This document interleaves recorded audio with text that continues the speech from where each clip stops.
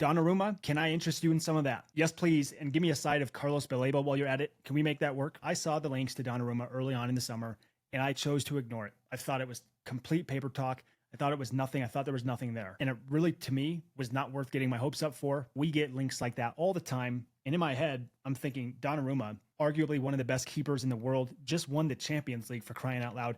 How on God's green earth would Manchester United be able to pluck that guy? As we've let things simmer, PSG are forcing this guy out. His wages are no longer compatible with the wage structure that PSG wants to proceed with. Gone are the days of Neymar, Messi, Kylian Mbappe. They're much more measured, much more thought out, much more strategic. Donnarumma's contract is up at the end of next year. He could potentially go. Price quoted is 26 million. That's wild, because the link that I saw last was to Lemens, and that was somewhere in the region of 20 million, right? So if you're telling me Lemens, who's a developmental, albeit good keeper, and a world-class, world champion keeper, the delta 6 million, give or take, how do we not pull Donnarumma? Now, the wage package is something that's going to have to be worked out. Manchester United, like PSG, are restructuring our wages, right? We're not doing silly stuff anymore. Donnarumma, by all accounts, is interested in Manchester United. Why would you not want to be? Winning the Champions League with PSG, there's not many clubs you can go to after doing something like that where it wouldn't be a step down. Going to Manchester United, despite finishing 15th, is not a step down. Maybe in terms of Champions League and not even having that this year, but in terms of the size of the club, the global aspect, the appeal,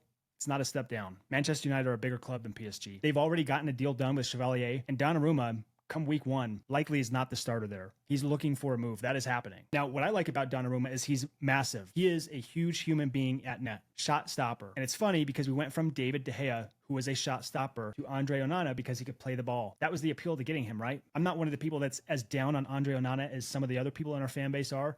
I would be okay rolling it with Onana this year and then bringing in Lemens. But if you're telling me that we can get Donnarumma at a cut rate and within our wage structure, sign me up, man. The Football Observatory have ranked Donnarumma as the #1 goalkeeper in the world. He received a score of 95.5. Andre Onana is not on that list. Lemens got a 73.5. Alisson Becker, 75.1. Thibaut Courtois, who I consider the best keeper in the world, he's an 88. Color me intrigued. When it comes to Donnarumma, I'm not getting my hopes up. Now I am. And now I think anything's possible. You've seen the way that we got that Sesko deal done.